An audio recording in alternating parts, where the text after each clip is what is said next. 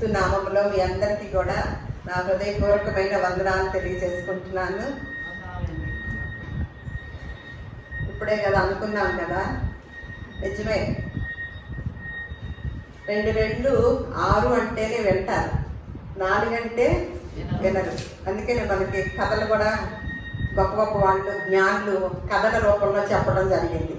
మరి ఆ పెద్ద మనిషి మేకను తీసుకెళ్తూ ముగ్గురు మరి దాన్ని దోచుకోవాలి ఆ మనిషి చేతిలో నుంచి అని ప్లాన్ చేసి ఒక్కొక్కళ్ళు ఒక్కొక్క దారి వైపు కాచుకొని కూర్చొని ఆ వ్యక్తిని, ఏంటి నువ్వు తీసుకెళ్లేది కుక్క అని అడుగుతున్నారన్నమాట. అట్లా ముగ్గురు అడిగేసరికి తన చేతిలో ఉన్నది వాస్తవం చూస్తున్నాడు, అది మేకే అయినప్పటికీ కూడా నలుగురు మాట వినేసరికి దానికి ఏమైంది, నిజమే కుక్కే అని పడేసి వెళ్ళిపోయాడు అనమాట.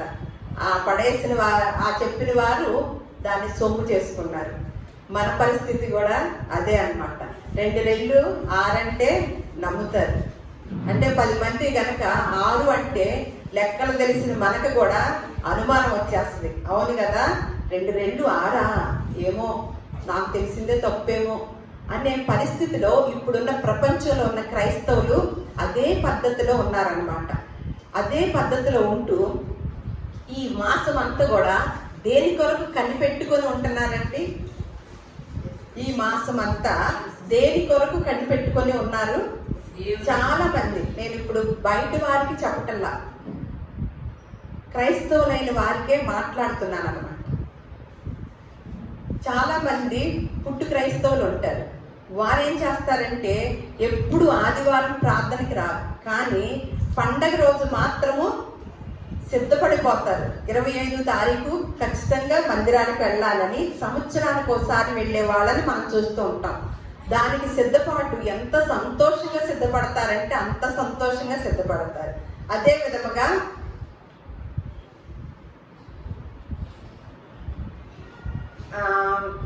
మనుషుల యొక్క విధానం చూస్తే స్వార్థ ప్రియులండి. ఎప్పుడు తన కోసమే తను బ్రతకాలని ప్రతి మనిషి ఆలోచిస్తూ ఉంటాడండి. మనుషులు చాలా స్వార్థ ప్రియులని మనకి అందరికీ కూడా తెలిసిన విషయమే. ఎప్పుడు తన కోసమే తను బ్రతకాలని అది సహజం అయిపోయింది అనమాట. ప్రతి మనిషిలో కూడా ఆ బుద్ధి అనేది, ఆ బుద్ధితో పాటు తన కోసమే తను బ్రతకాలనే మాట బాగానే ఉంది, అందరూ అదే విధానంలో వెళుతున్నారు. కానీ దేవుడు కూడా తనకే సహాయం చేయాలి, తన కోసమే పుట్టాడు, తనకే సహాయం చేస్తాడు అనే విధానంలో కట్టంలో తప్పు అయిపోతుంది అనమాట. మనకు ఎలాగైతే మన కోసం బ్రతుకుతూ ఉంటున్నామో దేవుడు కూడా మనకే చెయ్యాలని ఈ దేవుణ్ణి ఎలా వాడుకుంటున్నామంటే, ఒక అవసరతలు వచ్చినప్పుడు అవసరం తీరే వరకు వాడుకుంటున్నాం అనమాట. అలాగే ఏదైనా అనారోగ్యం వచ్చినప్పుడు స్వస్థత కొరకు వాడుకుంటున్నాం. అసలు దేవుడు 2024 సంవత్సరాల క్రితము తండ్రి కుమారుని ఎందుకు పంపించాడో అనే ఉద్దేశాన్నే మర్చిపోయాం అన్నమాట. ఆరంభ దినాల్లో సృష్టి ఆరంభంలో కూడా ఆదాము అవ్వను చేసినప్పుడు దేవుడు ఒక ఆలోచన కలిగి ఒక ప్రణాళిక కలిగి చేసినప్పుడు ఆయన ఆలోచనల్ని తారుమారు చేశారు ఆదాము అవ్వ. ఎప్పుడైతే ఆదాము అవ్వ తారుమారు చేసి దాన్ని కొనసాగించడం జరుగుతూ ఉందో, ఇక దేవుడికి ఏమనిపించిందంటే అస్సలు వీళ్ళని వదలకూడదు, అసలు వీళ్ళని ఇష్టపడకూడదు, వీళ్ళని ఏం చేయాలి అని బాధ కలిగింది అనమాట. ఆ బాధ కలిగిన టైంలో యేసుక్రీస్తు వారిని మళ్ళా తనకి ఒక ఆలోచన కలిగి, మరి తండ్రికి ఎప్పుడు కూడా మళ్ళా ప్రేమ కలిగింది కదా, బిడ్డలు తప్పిదం చేసినప్పుడు కోపం వచ్చింది, బాగా వచ్చింది. నీతో మాట్లాడను రా, కొన్నాళ్ళ పాటు అసలు నీతో మాట్లాడను అని అంటాం కదా మన బిడ్డలకి. తర్వాత కొంతకాలము గ్యాప్ వచ్చాక మళ్ళీ ఏం కలిగిద్ది, మనకి ఆ బిడ్డ మీద ప్రేమ కలిగిద్ది అనమాట. అదే విధముగా తండ్రికి ప్రేమ కలిగి అసలు ఎందుకు పంపించాడు అని ఇంత మనం ఆలోచించినట్లయితే గనక కొలస్సీలకు రాసిన పత్రిక 1వ అధ్యాయము ఒకసారి చూద్దాం అన్నమాట. కొలస్సీలకు రాసిన పత్రిక 1వ అధ్యాయము చూద్దాము. 1వ అధ్యాయము 19వ వచనము చూద్దాం. ఆయన యందు సర్వ సంపూర్ణత నివసింపవలననియు ఆయన శిలువ రక్తము చేత సంధి చేసి ఆయన ద్వారా సమస్తమును, అవి భూలోకమందైనను పరలోకమందున్నైనను వాటినన్నిటినీ ఆయన ద్వారా తనతో సమాధాన పరచుకొనవలెనని తండ్రి అభిష్టమాయను. తండ్రికి ఏం కలిగిందంట? అభిష్టమాయనంటే ఇష్టం కలిగింది అనమాట. ఏమని? ఒకప్పుడు మనల్ని చూసి ఆయనకి బాధ కలిగింది.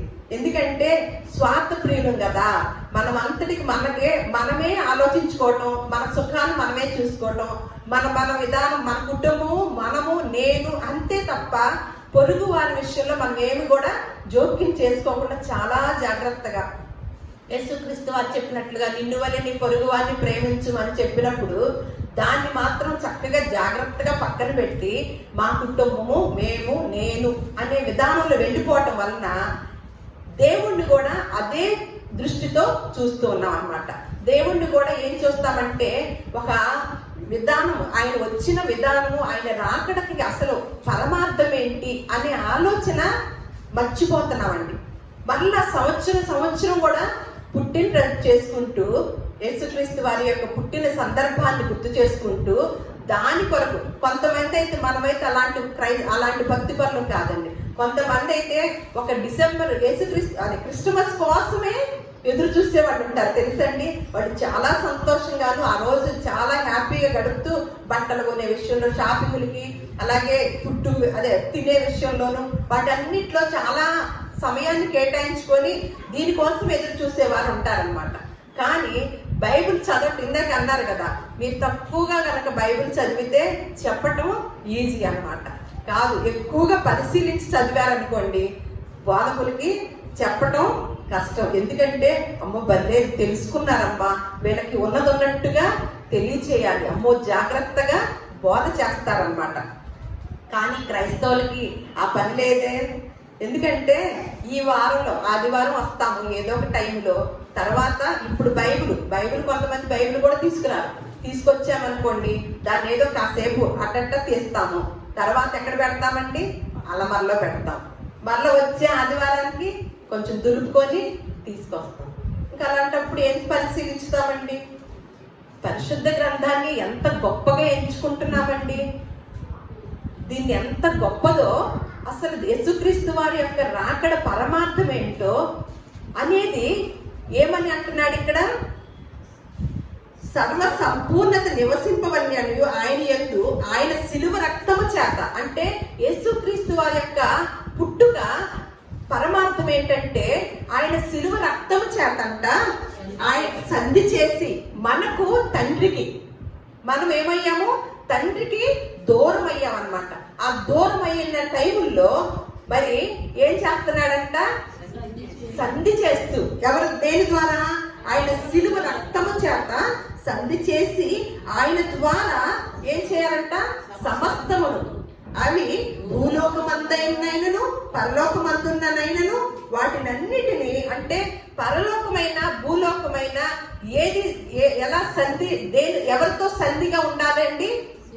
ఏ పరిస్థితుల్లో అయినా తండ్రితో సంధిగా, అంటే అనుబంధమై ఉండాలని తనతో, ఆయన ద్వారా తనతో సమాధాన పరుచుకొనవలెనని తండ్రి కోరికైందంట, తండ్రికి ఇష్టమైందంటండి. అందుకనే మనకు ఎలగా మనకు శిశువు పుట్టెను. పుడతానన్నాడా? పుట్టెననుందా? పుట్టెను. ఆయనకి ఏం పేర్లంట? ఆశ్చర్యకరుడు, ఆలోచనకర్త, నిత్యుడకు తండ్రి, సమాధానానికి అధిపతి, బలవంతుడకు దేవుడు అని ఇవన్నీ కూడా పేర్లు కదా. తండ్రికి మనకి సమాధానం అనే సంధి చేయడానికి దేవుడి యొక్క యేసుక్రీస్తు వారు రావటం, తండ్రి పంపించడం జరిగింది అనమాట. ఇంత గొప్ప, అది కూడా ఎలా అంట? నిత్య రాజ్యానికి. ఇప్పుడేగా మనం చదువుకున్నాం నికోదేము, అంటే యూదుల బోధకుడైన నికోదేము ఏమంటున్నాడంటే నిత్య రాజ్యానికి వెళ్ళాలంటే ఏం చేయాలంటే రాత్రిపూట వెళ్ళి అడుగుతున్నాడంట. పగలైతే నువ్వే బోధకుడు కదా, నీకేం పని ఆ బోధకుడి దగ్గరికి? నీకు తెలీదా? ధర్మశాస్త్రాన్ని బోధిస్తున్నావు కదా, ధర్మశాస్త్రంలో ఏముందో నీకు తెలీదా అని అని అడుగుతారేమోనని ఆయన ఏ టైంలో వెళ్తున్నాడంట? రాత్రి వేళ వెళ్ళి యేసుక్రీస్తు వారిని యొక్క బోధన చూసి నీవు పరలోకం నుంచి వచ్చావని నాకు బాగా తెలిసిందని చెప్పాడు. మరి పరలోకం నుంచి వచ్చాడని, దేవుని కుమారుడని, ఆయనలో దైవత్వం ఉందని, ఆయన బోధలో గొప్ప విశిష్టత ఉందని తెలిసిన నికోదేము ఏం చేయాలండి? ఆయన మాట చొప్పున జీవించాలి. ఇక ప్రశ్నించాల్సిన అవసరం కూడా లేదు. కానీ ఎలా అని అంటే, ఒకడు నీటి మూలంగాను ఆత్మ మూలంగాను జన్మించితేనే కానీ నిత్య రాజ్యానికి వారసులు ఎవరని ఖండితంగా చెప్పగలుగుతున్నారు యేసుక్రీస్తు వారు. అది ఎరిగిన వాడుగా మనం చూస్తున్నాం అక్కడ ఆ సిచ్యువేషన్. అంటే నిత్య రాజ్యానికి మనల్ని చేర్చాలి, ఈ అనుసంధానం చేయాలి తండ్రితో అని సంకల్పం అయి వచ్చినప్పుడు మనం ఏ విషయంలో దేవుణ్ణి యేసుక్రీస్తు వారిని వాడుకుంటున్నామండి? చిన్న విషయాల్లో వాడుకుంటున్నామా, పెద్ద విషయాల్లో వాడుకుంటున్నామా? ఒక ఇంత పరిశీలన చేయండి. దేనికని యేసుక్రీస్తు వారిని ఈ లోకానికి తండ్రి పంపించాడని మనం ఇక్కడ పౌలు గారు రాయటం చూస్తున్నాం. కొలస్సీ సంఘానికి పౌలు గారు రాయటం చూస్తున్నాం. దేనికోసమని? మన సంధి చేసి తండ్రికి మనకి అనుసంధానం చేయాలని ఆయన యొక్క ప్రణాళికలో దిగి వచ్చాడు కదా. మనము చిన్న వాటి కోసం వాడుకుంటున్నామా యేసుక్రీస్తు వారిని, పెద్ద దాని కోసం వాడుకుంటున్నామా? ఒక ఇంత పరిశీలన చేయండి. నాకు నా భాష, నా భావం అర్థమైందంటారా? యేసుక్రీస్తు వారిని స్వస్థతలకు వాడుకుంటున్నామా, సమస్యలకి వాడుకుంటున్నామా, నిత్య రాజ్యానికి వాడుకోవాలని చూస్తున్నామా? వచ్చిన ఆయన్ని 2024 సంవత్సరాల క్రితం వచ్చిన ఆయన ఉన్న ఆయనే, కొత్తగా పుట్టిన ఆయనే కాదు, ఉన్న ఆయనే వచ్చాడనమాట. అంటే నేను ఇక్కడ ఉన్నాం, మనం ఇక్కడ ఉండి నేను రేపు మీ ఇంటికి మీ ఊరు వస్తాను అంటాను మీతో. అంటే నేను అసలు లేనట్ల ఇక్కడ ఉన్నదాన్నే ఏమంటున్నాను, మీ ఊరు వస్తాను అంటే ఉన్నదాన్ని రేపు వస్తాను మీ దగ్గరికి అని తెలియజేయాలి. అంటే వచ్చాడు, వచ్చిన వాడై ఉన్నాడు కదా. అలాంటి ఆయన మనం ఎలా వాడుకుంటున్నాం? యేసుక్రీస్తు వారి పుట్టుక కనిపెట్టిన వారు మనకి పరిశుద్ధ గ్రంథంలో రాయించి ఉంచారు. ఆయన పుట్టక ముందు ఆయన పుట్టుక కోసము ప్రవచనాల ద్వారా తెలుసుకున్న వారే ఆయన పుట్టుక కోసం కనిపెట్టిన వారు ఉన్నారు. మరి ఇప్పుడు మనం దేని కొరకు కనిపెట్టాలండి? ఆయన పుట్టుక కోసం కనిపెట్టిన వారిలో ఒక వ్యక్తిని చూద్దాం ఈరోజు. లూకా సువార్త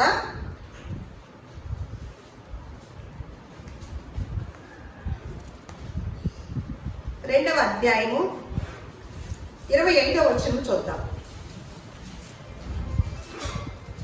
యెరూషలేమందును సుమియోనను ఒక మనుష్యుడు ఉండెను. అతడు నీతిమంతుడను భక్తిపరుడనై ఉండి ఇశ్రాయేలు యొక్క ఆదరణ కొరకు కనిపెట్టువాడు. పరిశుద్ధాత్మ అతని మీద ఉండెను. అతడు ప్రభు యొక్క క్రీస్తును చూడక మునుపు మరణము పొందడని అతనికి పరిశుద్ధాత్మ చేత బయలుపరచబడి ఉండెను.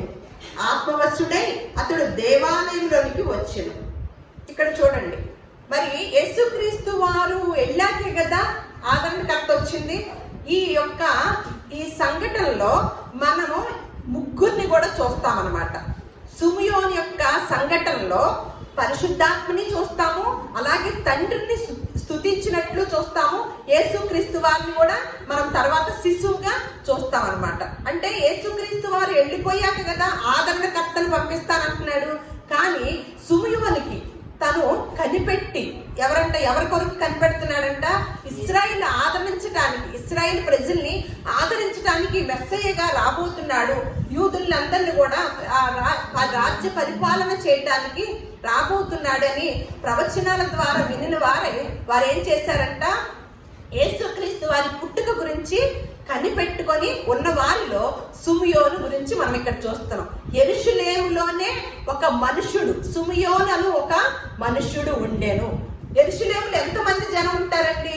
ఇప్పుడే కదా మనం మాట్లాడుకున్నాం తెలియకుండానే. తాడిగడపలో ఎంతమంది జనం ఉంటుంటారు? మరి కుర్చీలన్నీ ఖాళీగా ఉన్నాయి కదా. కానీ యెరూషలేములో సుమియోను అను ఒక మనుష్యుడు ఉండెను అని స్పష్టంగా ఒక్క మనుషుడి గురించి తెలియచేయటం జరిగింది లేఖనాలు. అంటే అతడు ఎలాంటి వాడంటండి? అతడు నీతిమంతుడను భక్తిపరుడునై ఉండి మళ్ళీ ఏంటంట, ఇశ్రాయేలు యొక్క ఆదరణ కొరకు కనిపెట్టు. ఇశ్రాయేలుని ఆదరించడానికి నీవు మెస్సయ్యగా రాబోతున్నావయ్యా, నీ రాజ్య పరిపాలన చేయడానికి రాజుగా రాబోతున్నావయ్యా అని ప్రవచనాల ద్వారా తెలుసుకున్న వాడే వారి ఆదరణ కొరకు కనిపెట్టుకున్న వాడుగా, ఎదురు చూస్తున్న వాడుగా మనము ఇక్కడ సుమియోని చూస్తున్నాం అనమాట. నీతిమంతుడై అంటే, నీతిమంతుడంటే ఏంటంటే అర్థము మీరు తెలుసుకున్న నీతి తెలియచేయండి. నీతిమంతుడు భక్తిపరుడై ఉన్నాడంట. అంటే మనం కూడా పోయిన వారం ఒకరి గురించి మాట్లాడుకున్నాం. అతడు కూడా ఒక మనుష్యుడు ఉండెను, యూదులలో ఒక సజ్జనుడైన ఒక మనుష్యుడు ఉన్నాడు. అతడు నీతిమంతుడును దేవుని యందు భయభక్తులు కలిగిన వాడుగాను మనం మాట్లాడుకున్నాం. ఎవరి గురించి అండి? ఆయన కూడా గుర్తు పెట్టుకోండి. చివరిలో మనం ఆయన కూడా మాట్లాడుకుందాం. అంటే ఇక్కడ ఏమంటున్నాడు, ఈయన కూడా యెరూషలేములో సుమియోను ఒక మనుష్యుడు ఉండెను. అతడు ఎలాంటి వాడంట? నీతిపరుడును భక్తిపరుడై ఉన్నాడంట. నీతిపరుడు అంటే ఏంటండి? నీతి అంటే ఏంటి? దేవుని నమ్మెను, అది నీతిగా ఎంచబడు. దేవుని నమ్మితే ఏం చేయాలండి? మన కొరకు మనం జీవించాలా? దేవుని నమ్మితే, దేవుని నమ్మటం. నీతి అంటే ఏమని మనకి లేఖనాలు సెలవిస్తున్నాయి? అబ్రహాము దేవుణ్ణి నమ్మెను, అది అతనికి నీతిగా ఎంచబడింది. నీతిగా అంటే మరి నమ్మటం అంటే మన కోసం మనం బ్రతకటమా, లేకపోతే ఏంటది? లేకపోతే మనం మంచిగా ఉండటం వరకేనా? ఒకసారి నీతిమంతుడికి అర్థము ఒకసారి జ్ఞాని అయిన సొలొమోను రాస్తున్నాడండి. ఒకసారి సామెతల గ్రంథము 10వ అధ్యాయము 31వ వచనం చూద్దాం. సామెతల గ్రంథము 10వ అధ్యాయము 31. నీతిమంతుని నోరు జ్ఞానోపదేశమును పలుకురు. నీతిమంతుడు అంటే ఏం జరగాలి? ఆ నోటి నుంచి దేవుని నమ్మెను, అది నీతిగా ఎంచబడింది అని మనం లేఖనాలు చూస్తున్నాం. ఆ నమ్మిన వాడు ఏం చేయాలంట? ఆ నోటితో నీతిమంతుని నోరు ఏంటంట? జ్ఞానోపదేశములను పలికి. మళ్ళా సామెతలు అదే అధ్యాయము 21వ వచనము. నీతిమంతుని పెదవులు అనేకులకు ఉపదేశించునంట. అసలు మన పని ఏమని చెప్పారు యేసుక్రీస్తు వారు ఎడుతూ? మీరు సర్వలోకమునికి వెళ్ళి సర్వ సృష్టికి సువార్తను అంటే మంచి మాటలు. మనం ఈ సంవత్సరం అంతా మంచి మాటల్ని ప్రకటించామా? మంచి తర్వాత ఆపోజిట్ ఏంటండి? చెడ్డ మాటలు ఎక్కువగా లెక్కలో ఉంచుకున్నామా? కొలత కొలిస్తే ఈ సంవత్సరానికి లెక్క వేస్తే నేను సువార్తను ఈ సంవత్సరంలో ఇంతమందికి మంచి మాటలు చెప్పగలిగాను అని మనం కొలత వేసుకుందాం. నేను ఈ సంవత్సరం ఇంతమందికి చెడ్డ మాటలు చక్కగా వివరించాను, ఇది కూడా కొలత వేసుకుందాం. ఏవి ఎక్కువగా తూగుతాయండి? ఏవి ఎక్కువ తూగుతున్నాయి? మరి దేవుణ్ణి నమ్మెను. నీతిమంతుడంటే దేవుణ్ణి నమ్మటం. నమ్మిన వాడు నోటి నుండి ఏమి రావాలంట? వారి నోటి నుండి, వారి పెదవుల నుండి జ్ఞానోపదేశాలు రావాలి. అలాగే ఇంకొకటి ఏంటి? అనేకులకి ఉపదేశించాలంటండి. మరి ఈ సంవత్సరం అంతా ఎంతమందికి ఉపదేశించామండి? ఎంతమందికి ఉపదేశించాము? లేదు, ఇంకా ఈ సంవత్సరం కూడా క్రైస్తవులకు చెప్తున్నా, యేసుక్రీస్తు వారి యొక్క పండుగ కొరకు ఎదురు చూసామా? మళ్ళా డిసెంబర్ 25 వరకు ఎదురు చూస్తున్నామా?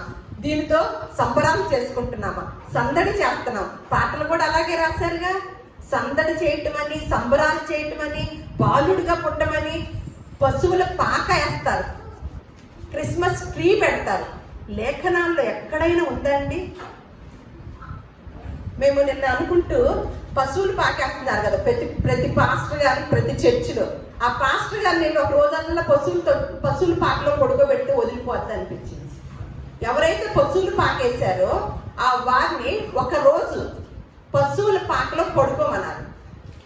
ఇంకా పశువుల పాక వేసి మళ్ళా ఎక్కడ లేని వాళ్ళని పరిశుద్ధ గ్రంథంలో ఏమి ఇప్పుడు మనం ధ్యానం చేసుకుంటున్న సువార్తల్లో ఎక్కడైనా ఇలాంటివన్నీ తగులుతేమో చూద్దామన్నమాట. మనకి ఏమైనా పరిధిలో పడతాయేమో చూద్దాం. మరి క్రిస్మస్ తాత ఉంటాడు. ఆ తాత అంట ఏం చేస్తాడు? చాక్లెట్లు ఇస్తాడో ఏమిస్తాడో తెలియదు. ఆ తాతను పెట్టుకుంటారు. ఎందుకు? మనకి పరిశుద్ధ గ్రంథంలో ప్రకటన గ్రంథంలో ఒక మాట ఉంటుందండి. చివరి గ్రంథంలో ఒక మాట ఉంటుంది, చివరి అధ్యాయంలో 22:18 ఈ గ్రంథమందున్న ప్రవచన వాక్యములు విను ప్రతి వానికి నేను సాక్ష్యమిచ్చేది ఏమనగా, ఎవడైనను వీటితో మరి ఏదైనాను కలిపిన ఎడల ఈ గ్రంథములో రాయబడిన తెగుళ్ళు దేవుడు వానికి కలగచేయు. ఎవడైనను ఈ ప్రవచన గ్రంథమందున్న వాక్యములలో ఏదైనాను తీసివేసిన ఎడల దేవుడు ఈ గ్రంథములో రాయబడిన జీవ వృక్షములోను పరిశుద్ధ పట్టణంలోను వానికి పాలు లేకుండా. మరి ఇది చదవలేదా అండి? ఎక్కడ పాలు లేకుండా చేస్తాడంట? మనం ఎప్పుడు శుక్రవారం ఒకటే మాట చెప్పుకుంటున్నాం కదా. భూలోకంలో మన శారీరకంగా భౌతికంగా ఏ విషయంలోనైనా నష్టపోయినా పర్వాలేదు, వాక్యము తెలుసుకునే విషయంలోనూ, వాక్యములో అవగాహన కలిగి ఉండే విషయంలోనూ, వాక్యాన్ని పఠించే విషయంలోనూ కనుక మనము తప్పిపోతే దానికన్నా నష్టము ఇంకేది లేదన్నమాట. ఎందుకంటే లేఖనములు అందే నిత్య జీవం ఉంది. అందుకని ఇక్కడ ఏమంటున్నాడు? ఏదైనా తీసివేసిన ఎడల పరిశుద్ధ జీవవృక్షములోను పరిశుద్ధ పట్టణములోను వానికి పాలు లేకుండా చేస్తారు. మరి ఎన్ని తీసివేశారండి, ఎన్ని కలిపారండి?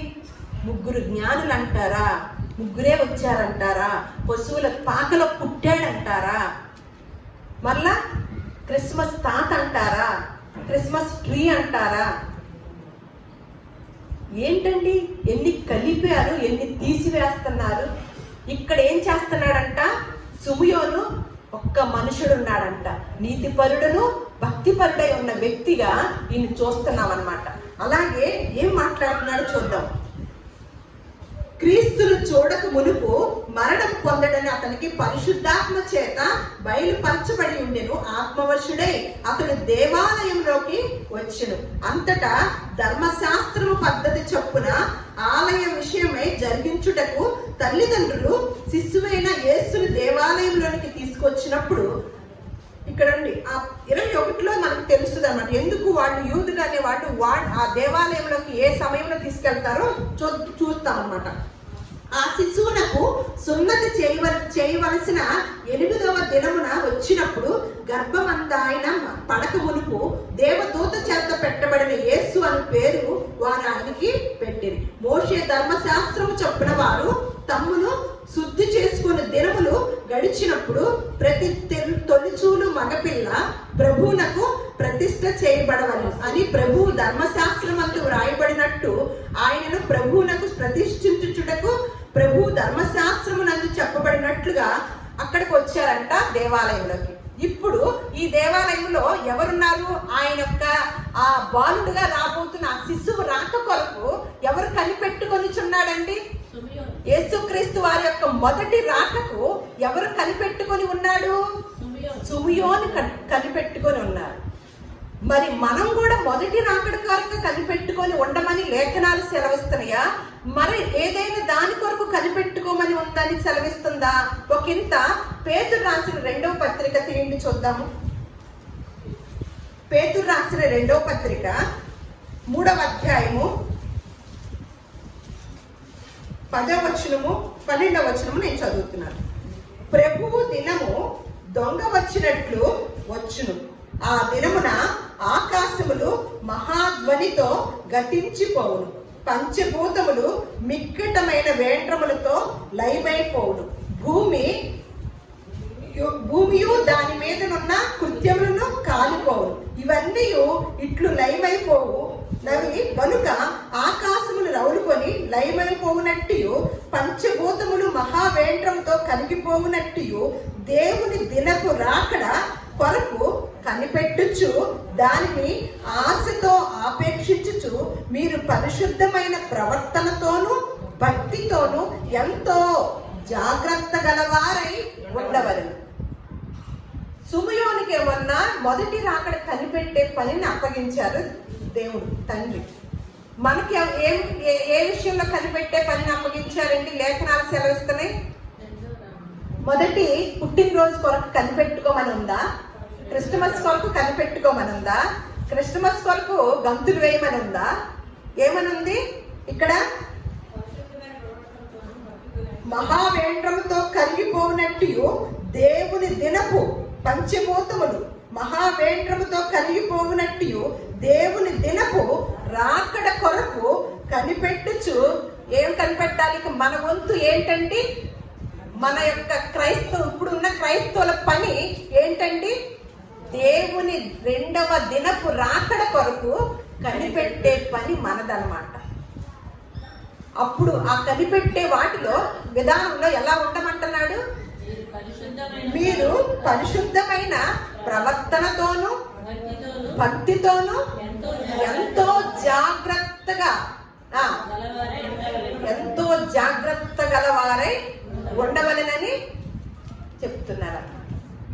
కానీ దీన్ని మానేసి సంవత్సరము దేని కొరకు కనిపెడుతున్నామండి?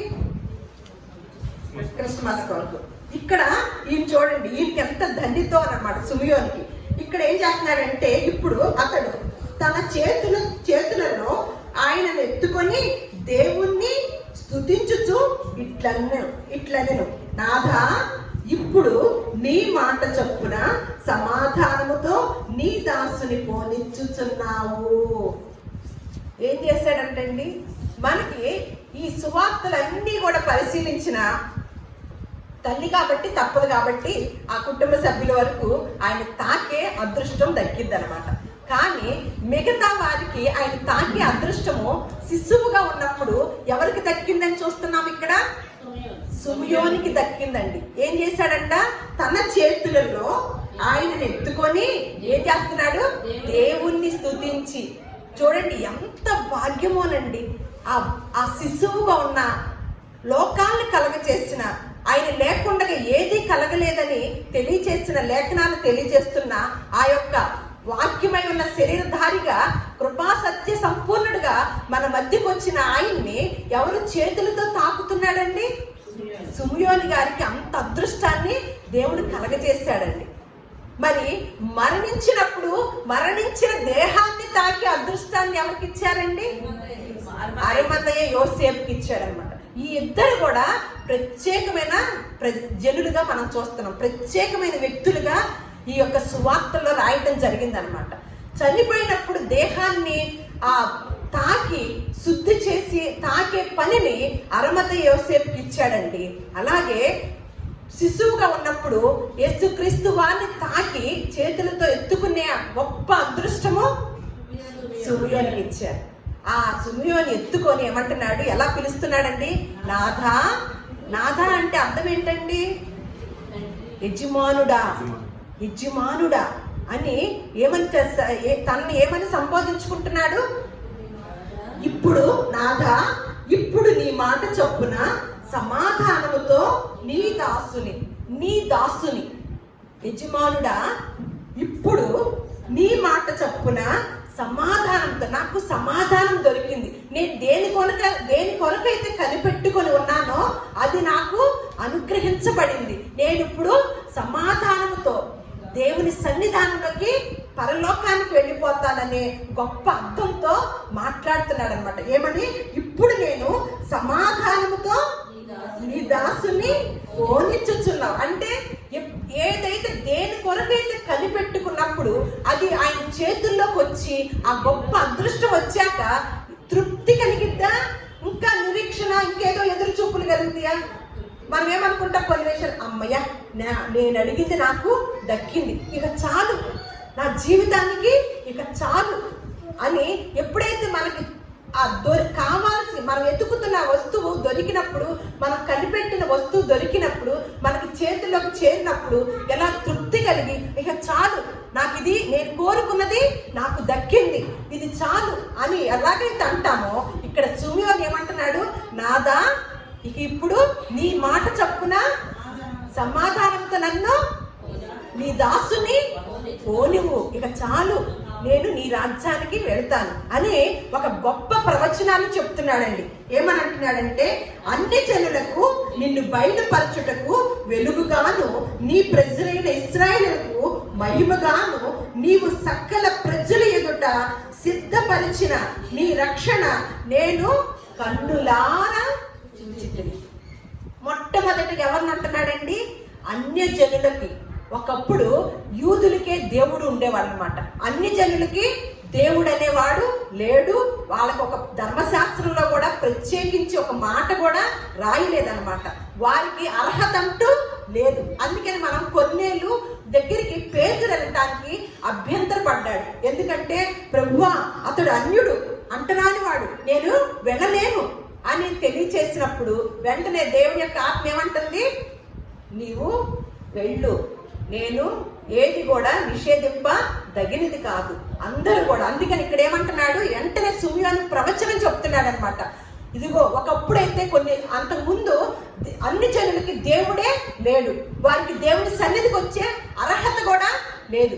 నేను అందుకే చెప్తున్నానండి, ఇటువంటి అవకాశం ఇచ్చిన ఈ దేవుణ్ణి మనం ఎంతవరకు ఉపయోగించుకుంటున్నాం? కొంచెం వరకు ఉపయోగించుకుంటున్నామా? ఆయన ప్రణాళికలు సిద్ధపరిచిన దాన్ని మనం ఉపయోగించుకోవటానికి ప్రయత్నం చేస్తున్నామా అనేది నేను ముందుగా మిమ్మల్ని ప్రశ్నించడం జరిగింది. ఇక్కడ ఏమంటున్నాడు, అన్ని జనులకి నిన్ను బయలుపరచుటకు వెలుగుగాను, నీ ప్రజలైన. ఇప్పుడు మళ్ళీ ఎవరి గురించి చెప్తున్నాడు, ఇశ్రాయేలు ప్రజల గురించి. ముందుగా ఎవరి గురించి ప్రవచించాడండి, అన్ని జనులు. అన్ని జనుల్లో నుంచి వచ్చిన మనకి క్రీస్తుని ధరించుకున్నప్పుడు, క్రీస్తుని ఎప్పుడైతే ధరించుకున్నామో క్రైస్తవులం గాను, క్రీస్తుని ధరించుకున్న వారం గాను మనం అయ్యామన్నమాట. ఇక్కడ ఏమంటున్నాడు, నీవు సకల ప్రజల ఎదుట సిద్ధపరిచిన నీ రక్షణ నేను కన్నులారా చూచితిని అని మొదటి రాకడలో ఎదురు చూసిన సిమియోను ఈ మాటలు, ఈ ప్రవచనం పలకటం జరిగిందనమాట. మరి సిమియోనికి ఏమన్నా గొప్ప ఆధిక్యతను ఇచ్చాడు, శిశువుగా ఉన్నప్పుడు తాకే ఆధిక్యతను. అల్మతి యోసేపుకి ఏమన్నా చనిపోయినప్పుడు ఆయన దేహాన్ని తాకే అర్హతని ఇచ్చాడు. మరి ఇప్పుడు మనకేం అర్హత ఇచ్చాడండి? మనకేం అర్హత ఇచ్చాడు? అన్ని జనులమైన మనకి, దేవుణ్ణి కలిగి ఉన్న మనకి, యేసుక్రీస్తు నామములో బాప్తిసం తీసుకున్న మనకి ఏ అర్హత ఇచ్చాడండి? వాళ్ళిద్దరికేనా ఆయన తాకే అర్హత మనకి కూడా వచ్చిందా? ఒకంత మననం చేసుకోండి. మనకిచ్చిన ఆధిక్యత ఏంటో తెలుసండి. మనం ఎప్పుడైతే కూడుకున్నప్పుడల్లా ఆయన రొట్టె ద్రాక్ష రసమును ఎప్పుడైతే తీసుకుంటున్నామో, రొట్టెను చూపించి ఏమంటున్నాము, ఇది ఆయన శరీరము. ద్రాక్ష రసమును చూపించి ఏమంటున్నాము, ఇది ఆయన చిందించిన రక్తము. దీన్ని తీసుకున్నప్పుడు మీరు ఆయనలో పాలి భాగస్తులు. రొట్టెను పట్టుకున్నప్పుడల్లా దేవుని శరీరాన్ని తాకే అదృష్టము ఎవరికి దక్కిందండి? వాళ్ళ తర్వాత ఎవరైతే యేసుక్రీస్తు నామములో బాప్తిసం పొందుకున్నారో వారికి మాత్రమే యేసుక్రీస్తు శరీరాన్ని తాకే అదృష్టాన్ని దేవుడు మనకి కలగచేశాడండి.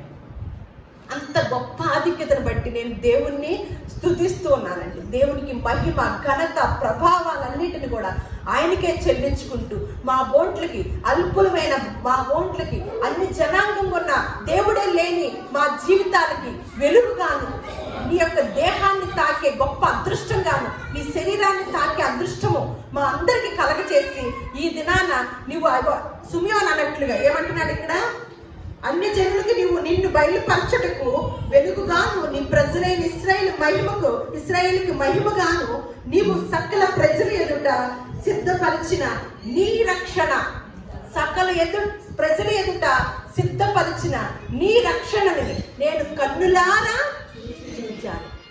ఆ రక్షణలోకి మనం వచ్చామండి. యేసు అంటే అర్థం ఏంటి? రక్షకుడు అన్నమాట. క్రీస్తు అంటే అభిషిక్తుడు. యేసు క్రీస్తు వారిని ఎప్పుడైతే మనం అంగీకరించామో, బాప్తిసం నీటి ద్వారా బాప్తిస్మము ఆత్మ మూలంగా. అందుకని నికోదేముకి ఏమని చెప్తున్నాడు? నాలో పాలు భాగస్థుడు అవ్వాలంటే ఒకడు నీటి మూలముగాను ఆత్మ మూలంగాను జన్మించితే తప్ప వాడు నిత్య రాజ్యానికి తండ్రితో పాటు ఉండలేడని చెప్పు. అటువంటి ఆధిక్యతను మనకి ప్రభు యేసుక్రీస్తు ద్వారా అన్ని జనాంగం మనకి ఆ ఆధిక్యతను అనుగ్రహించి, మనం ఎప్పుడైతే రొట్టె ద్రాక్షరసము తీసుకుంటున్నామో దాని ద్వారా యేసుక్రీస్తు వారిని తాకే అదృష్టాన్ని మనకి అనుగ్రహించాడనమాట. ఇంకా సమరయ స్త్రీ ఎదురు చూసింది అంటదే ఏమని? యోహాను సువార్త 4:25లో ఆ స్త్రీ ఆయనతో, క్రీస్తు అనబడిన మెస్సయ్య వచ్చునని నేను ఎరుగుదును, ఆయన వచ్చినప్పుడు మాకు సమస్తమును తెలియచేయనని చెప్పిందంటండి. క్రీస్తును మెస్సయ్య వచ్చునని మాకు తెలుసు, ఎదురు చూస్తున్నాం. ఆయన వచ్చినప్పుడు ఏం తెలియచేస్తారంట? సమస్తమును తెలియచేయనని. అలాగే అదే అధ్యాయం 2వ అధ్యాయంలోనే లోక సువార్తలో మళ్ళీ ఒక స్త్రీ ఎదురు చూస్తూ ఉంది అనమాట. ఒక స్త్రీ ఎదురు చూస్తూ ఉంది. ఆ స్త్రీని కూడా మనం అక్కడ చదువుకున్న తర్వాత వీరు ముగ్గురు కూడా మనకి కనపడుతున్నారు. మరియు ఆషేరు గోత్రికురాలైన పనూయేలు కుమార్తెయునైన అన్న అని ఒక ప్రవక్తని ఉండెను. ఆమె కన్యాత్వం మొదలు 7 ఏండ్లు పెనిమిటితో సంసారం చేసి బహుకాలం గడిచినదై 84 సంవత్సరములు విధవరాలై ఉండి దేవాలయం విడుక ఉపవాస ప్రార్థనతో రేయింబగళ్ళు సేవ చేయించుండెను. ఆమె కూడా ఆ గడిలో సుమియోన్ దగ్గరికి శిశువు యేసుక్రీస్తు వారి యొక్క బాలుడిగా వచ్చినప్పుడు, శిశువుగా వచ్చినప్పుడు ఆ అన్న కూడా చూసిందనమాట. ఆ ప్రవక్తిని కూడా ఆమె కూడా ఏం చేసింది? లోపలికి వచ్చి దేవుని కొనియాడి యెరూషలేము కొరకు కనిపెట్టుచున్న వారందరిలో ఆమె కూడా ఉందంటండి. మనం సమరయ స్త్రీని చూస్తాం, అలాగే ఈ ప్రవక్తని చూస్తున్నాం. అలాగే అద్భుతంగా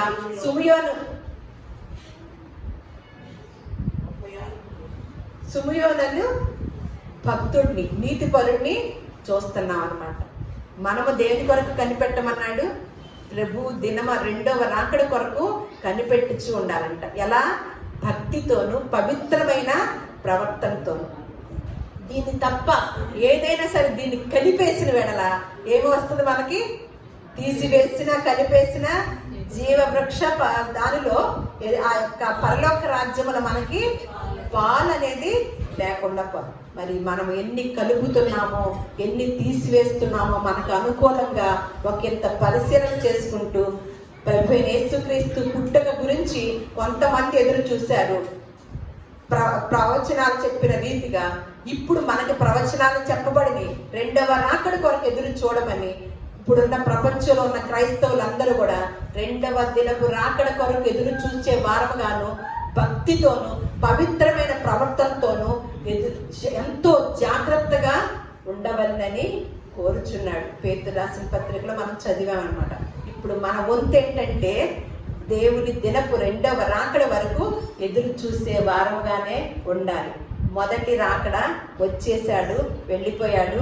అన్ని జనులకి రక్షణ వెలుగుగాను ఆయన అందరికి కూడా కలగచేసి ఆ గొప్ప రక్షణని మనకు అనుగ్రహించి వెళ్ళాడు. దాన్ని మనము అందిపుచ్చుకోవటమే మన పని.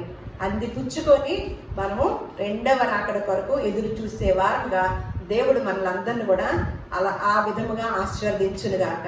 దేవుడు మిమ్మల్ని అందరిని కూడా దీవించును గాక.